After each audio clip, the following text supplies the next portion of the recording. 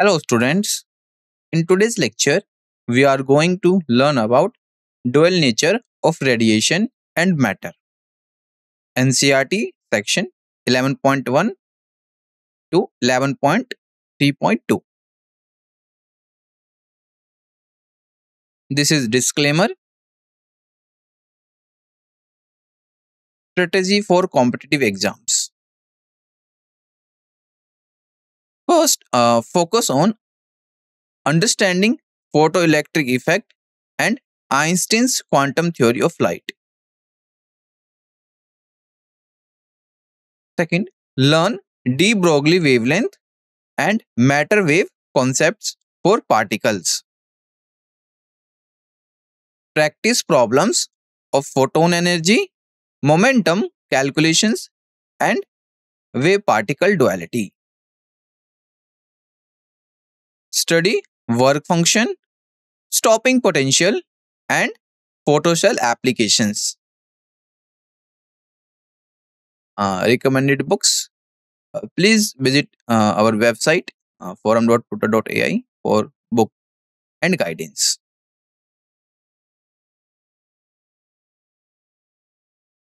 Learning objective. By the end of this lecture, you will able to understand the historical development of electron discovery, including key experiments by J.J. Thomson, Millikan, and early observations of the photoelectric effect. Then understand concept of electron emission from metals through different processes, thermionic field and photoelectric emission, the significance of work function and threshold frequency. Alright. So topics we are going to cover in this lecture. First, section 1.11.1 introduction. Then 11.2 electron emission. Then 11.3 photoelectric effect. After that, 11.3.1 Hertz observation.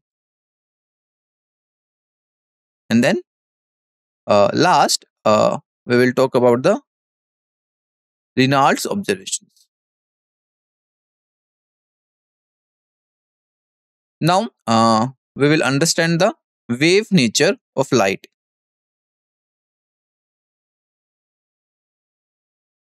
So, let's examine how scientists first established that light is a wave.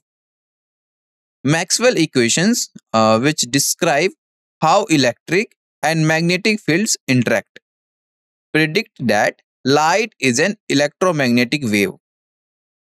Hertz experiment then confirmed this by generating and detecting electromagnetic waves in the lab. So look at figure. It shows an electromagnetic wave propagating with oscillating electric and magnetic field, which are perpendicular to each other and perpendicular to direction of propagation as well.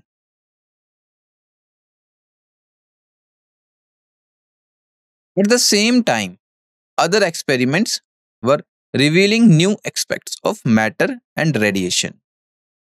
When scientists studied how electricity passes through gases at low pressure, they discovered X-rays and the electron.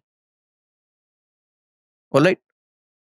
So the scientists found X-rays in 1895. J.J. Thomson discovered the electron in 1897. These findings showed that there was more to light and matter than just wave behavior, setting the stage for the idea that both can have dual natures.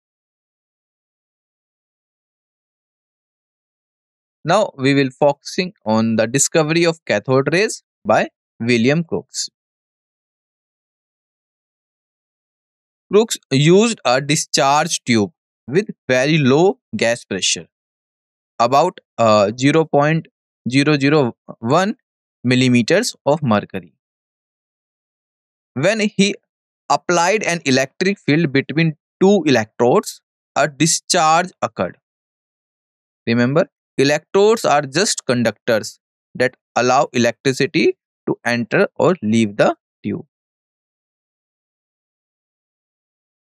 Crookes noticed a fluorescent glow on the glass directly opposite the cathode. The cathode is the negative electrode, and this glow suggested that something was traveling from the cathode to the glass. This observation was crucial because it hinted at the existence of cathode rays, streams of particles moving through the tube. Crookes observed that the color of the glow depended on the type of glass used. For example, soda glass produced a yellowish green glow. This tells us that the material of glass affects how it interacts with the rays, which help scientists learn more about the properties of cathode rays. Alright, let's see how Crookes' experiment lead to this important uh, breakthrough. So, he noticed a fluorescence or a glowing effect inside a glass tube when electricity was passed through it. This glow was traced back to a type of radiation coming from the cathode, which is the negative electrode in the tube. Remember, in physics, radiation just means energy traveling through space, and here it was causing the glass to glow. These mysterious radiations were given a name, cathode rays. The term cathode rays simply refers to the rays or streams of particles that seem to come out from the cathode or negative terminal in the tube.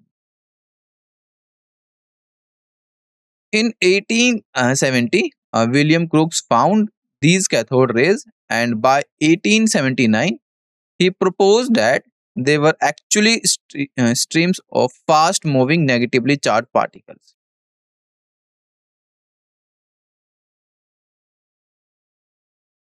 Now, we will understanding J.J. Thomson cathode ray experiment. We will see how Thomson's work lead to the discovery of the electron, which is a fundamental building block of matter.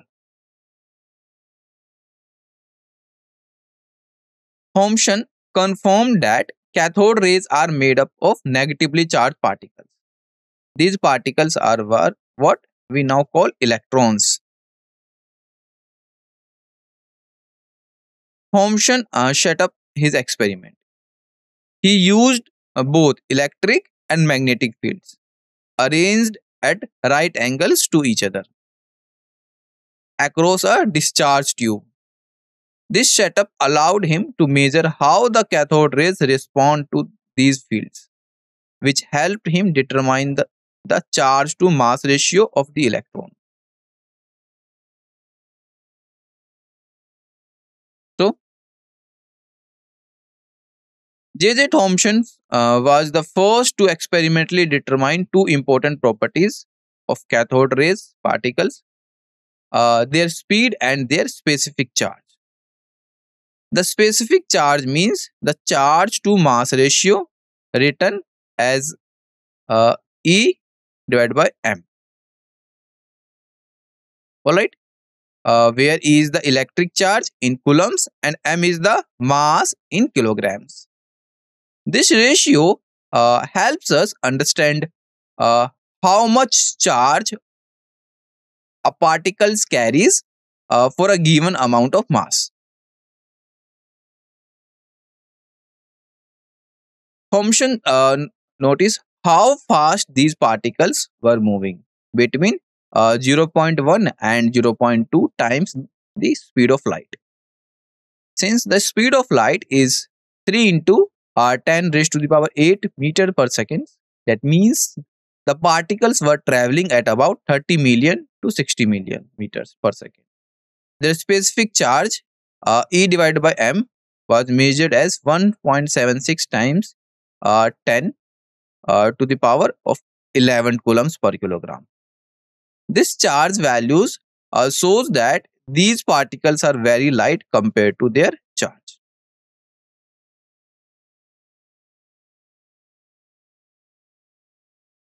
So uh, here a type in the discharge tube suggesting the universal nature of these particles.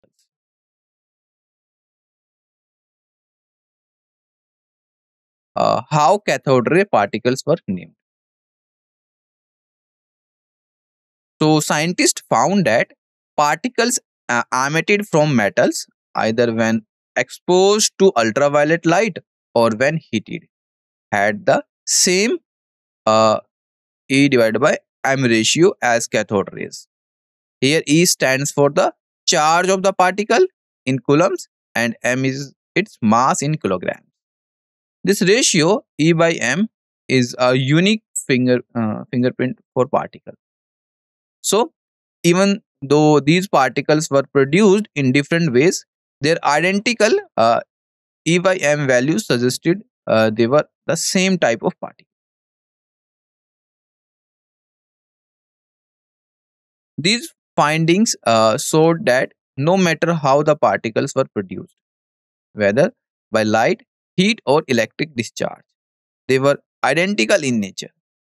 This was a big clue that these particles were not just a curiosity of one experiment, but a universal component of all matter. So, in 1897, J.J. Thomson gave these particles a name electrons. He proposed that electrons are fundamental and universal building blocks of matter. To sum up, the identification and naming of the electron was a major milestone in physics, leading to the development of modern atomic theory. Now, we will understand how the oil drop experiment demonstrated that electric charge is quantized. We will see how this experiment helped measure the charge of a single electron. In 1913, the American physicist Robert Millikan performed the famous oil drop experiment. What he did was suspend tiny oil droplets between two electrically charged plates and observe their motion by adjusting the voltage. He could balance the gravitational force pulling the droplet down with the electric force pushing it up. This allowed him to measure the charge on each droplet very precisely. So he found that something remarkable. The charge on every oil drop was always a whole number multiply of a very small value, which we know the elementary charge or primary charge. This value is about 1.602 times 10 to the power minus 19 coulomb. This means that the charge is quantized. It only comes in these fixed packets, never in fraction of these value. This value. So, Millikan's experiment gave us direct evidence that the electric charge is quantized. In other words, you can't have half an electron charge or any random amount. It's always a whole number times this elementary charge. So, by knowing both the value of elementary charge E and the specific charge, which is E divided by m. Alright. So, E divided by m is the specific charge and is the elementary or we can say primary charge. where m is the mass of the electron. Scientists could calculate the mass of the electron itself. Now, start by understanding what electron emission is. Electron emission refers to the ejection of an electron from the surface of a material, usually a metal. Uh, the electrons in the outermost cell of the metal atoms are only loosely attached, so they can move freely inside the metal. This free movement of electrons is what allows metals to conduct electricity so well. Look at figure here. The electrons are not fixed in the.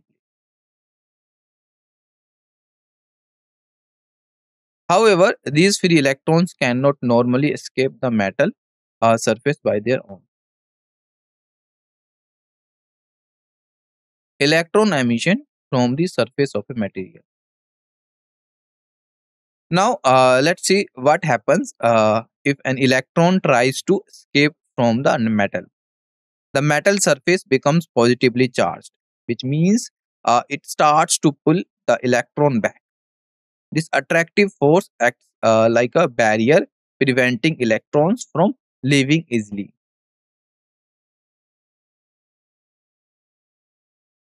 This means that the free electrons inside the metal are actually held in place by the attractive forces from the positive ions in the metal lattice.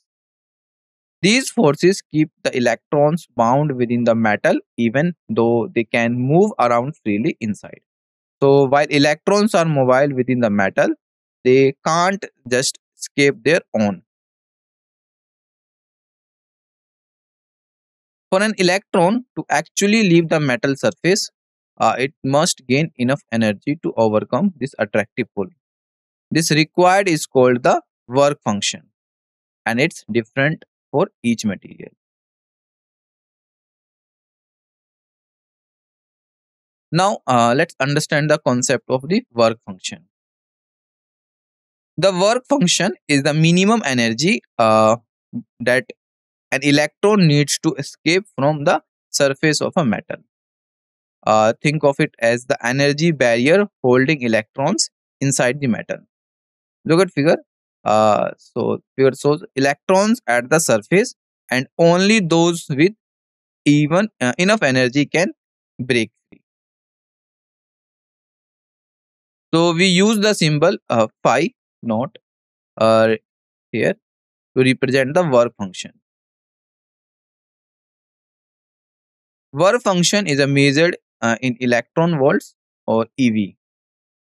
1 electron volt is the amount of energy gained by an electron when it moves through a potential difference of 1 volt. For example, if a metal has a work function of 2 electron volt, each electron needs at least 2 electron volts of energy to escape. Keep in mind that the work function is not the same for all metals. It depends on the type of metal and the nature of its surface. Let's examine what's an electron volt or EV. In physics, an electron volt is a unit of energy. Specifically, it's the amount of energy an electron gains when it moves through a potential difference of 1 volt.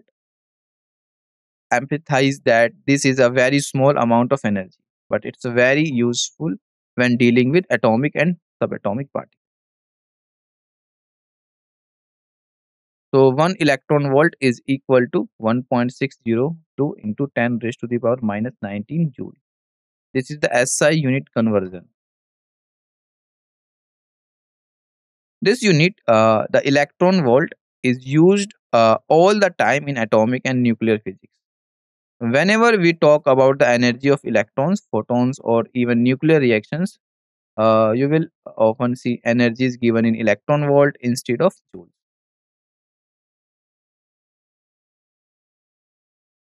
So, work function of some metals.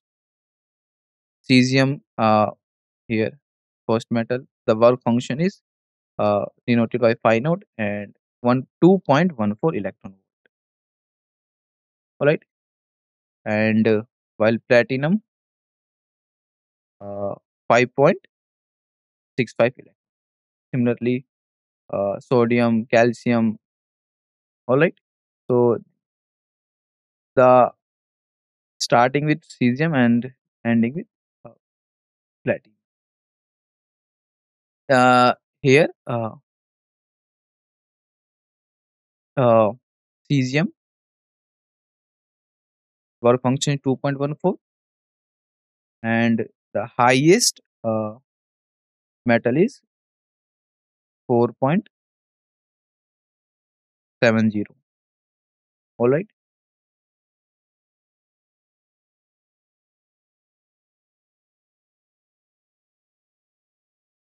Types of electron emission.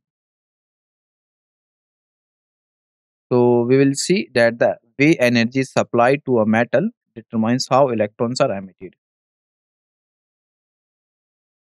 Now let's look at what makes electron emission possible. For electrons to escape from a metal, we need to supply enough energy to overcome something called the work function. The work function is the minimum energy needed for an electron to leave the surface of a metal. This energy can come in different forms, like heat or light. Remember, if the energy supplied is less than the work function, electrons will not be emitted. Depending on how we supply this energy, electron emission can be classified into three types. For example, we might use heat, light, or even electric fields to provide the necessary energy. Each method has its own name and characteristics. So let's start with the first type, thermionic emission. In thermionic emission, we heat the metal to a high temperature, giving electrons enough energy to escape from the surface. So look at figure, how heating the metal causes electrons to be emitted. This process is used in devices like vacuum tubes and old television sets. Notice that as the temperature increases, more electrons gain enough energy to overcome the work function and leave the metal. So, uh, the second is field emission. This occurs when we apply a very strong electric field to a metal, typically around 10 raised to the 8 volt per meter. This intense electric field pulls electrons out of a metal surface. A real world example is spark plug in an engine, where a strong electric field uh, causes electrons to jump across a gap, creating a spark. So look at figure here. It helps us visualize how an electric field can actually extract electrons from the metal.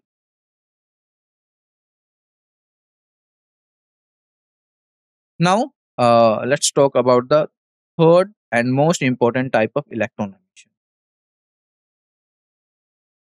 and the photoelectric emission. Now, here question arises: what is photoelectric emission? So look at figure, how light of a suitable frequency shines on the metal surface, causing electrons to be emitted.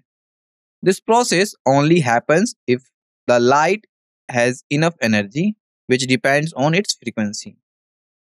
Emphasize that this is a key experiment that lead to development of quantum physics, showing that light can behave like particles called photons.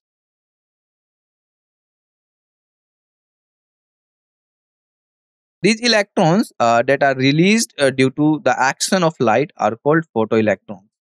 And it's important to remember this term as it highlights the connection between light, photo, and electron emission. All right, Hertz observation. The phenomena called photoelectric emission was discovered in 1887 by Henry Schwartz. Photoelectric emission means that electrons are emitted from a material when light shines on it. So let's look at what it actually show. During his experiments with electromagnetic waves, he noticed that high voltage sparks across a detector loop became stronger when he shined ultraviolet light from an arc lamp onto the emitter. Hertz realized that shining light on the metal surface made it easier for free charge particles to escape. Alright, so these particles are electrons. This observation was important. It showed that the light can directly cause electrons to be emitted from metal, which classical physics could not. So, let's see what happens when light falls on the metal surface. Some electrons near the surface absorb energy from the incoming light. If they get enough energy, they can overcome the attractive force from the positive ions in the metal. Once these electrons have gained enough energy, they actually escape from the metal surface into the surrounding space. These freed electrons are called photoelectrons.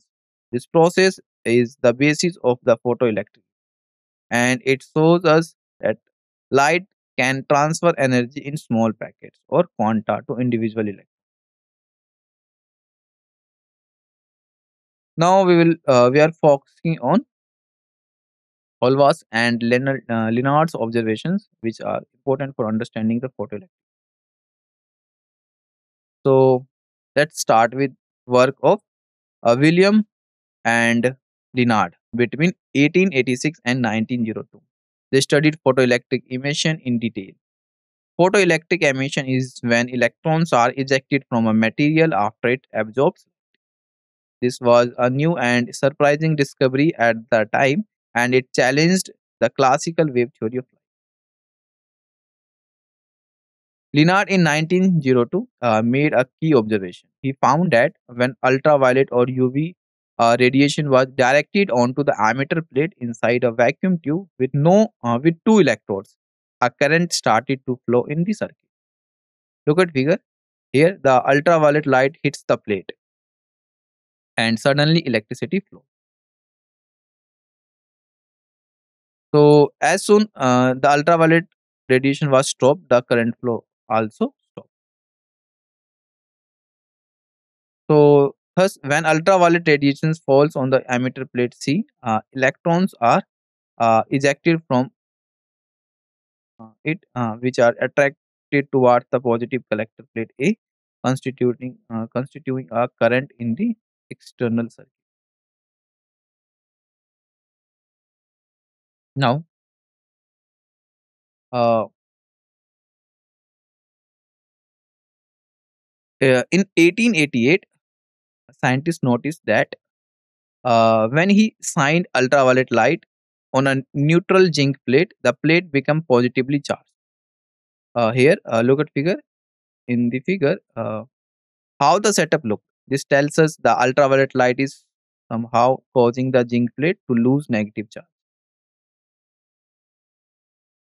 So here, Hallwatch found that if the zinc plate was already positively charged, shining ultraviolet light made it even more positive. But if the plate was negatively charged, it lost its negative charge when illuminated. This means that the light is removing negative particles from the plate and the effects depending on the plate's initial. Putting these observations together, scientists realized that the negatively charged particles being emitted must be electrons. So, UV light is causing electrons to be ejected from the zinc plate. This was one of the first clear pieces of evidence that light can interact with matter by knocking out electrons, which is the basis of the photoelectric. Now, After the electron was discovered in 1897, scientists realized that when light shines on a metal plate, it can actually cause electrons to be realized from that plate. This process is called photoemission and empathize that the incident light provides energy to the electrons in the metal, allowing them to escape from this circuit. Since electrons have a negative charge, they are influenced by electric fields. In the experimental setup, the electric field pushes these electrons towards the collector plate, allowing us to detect and measure the current produced by the emitted electron. When ultraviolet light fell on the emitter plate, no electrons were emitted at all when the frequency of incident light was smaller than a certain minimum value called threshold frequency. So this minimum frequency depends on the nature of the material and material of the emitter. So it was found that certain metals like zinc, cadmium, magnesium, etc., responded only to ultraviolet light, having short wavelength to cause electron emission from the surface. This tells us that not all the light can cause electron emission, only light with enough energy can do it. So, however, some alkali metals such as lithium, sodium, potassium, cesium, and the rubidium were sensitive even to visible light. These metals are special because they can emit electrons even when exposed to visible light, which has a longer wavelength and less energy than ultraviolet. This shows that some materials are more sensitive to light and can respond to lower energy photons. All these materials that emit electrons when illuminated are called photosensitive substances. That means they react to light by releasing electrons. This property is important for devices like photoelectric sensors and solar cells, which rely on materials that can respond to light in this way. These electrons were termed as photoelectrons, and the overall phenomena is known as the photoelectric. This effect was a major discovery because it showed that light can behave like a stream of particles, not just waves. So let's now recap what we have studied so for this lecture. So Maxwell equations for electromagnetism and Hertz experiments provided light's wave nature. J.J. Thomson identified cathode rays as streams of negative particles with consistent E/M ratio across different materials. Milken's oil drop experiment measured elementary charge and established charge quantization. Work function phi naught is the minimum energy needed for an electron to escape a metal surface measured in electron volts. So 1 electron volt is equal to 1.602 into 10 raised to the power minus 19 joule. Electron emission can occur through three methods: thermionic emission, field emission, or photoelectric. Hertz discovered photoelectric effect in 1887 during electromagnetic wave experiment. And Holwach's 1888 demonstrated that UV light causes metals to emit electrons, making neutral negative plates positive. Lenard 1902 showed that UV radiation creates current flow in evacuated tubes by causing electron emission. Practice question. So now at the end of we have some practice questions from this lecture. Solving these questions will behave for solving these questions. You can build your skill problem solving skill and concepts. So first is, what was the value of elementary charge determined by Millikan's oil drop experiment in 1930? Who first discovered the phenomena of photoelectric emission in 1887 while experimenting with electromagnetic waves? What is the energy gained by an electron when accelerated through a potential difference of 1 volt. What are the three main methods by which electrons can be emitted from a metal? All right. So these are the practice questions, and these are homework. These are homework. Thank you for your attention. I hope this lesson was helpful. Thank you.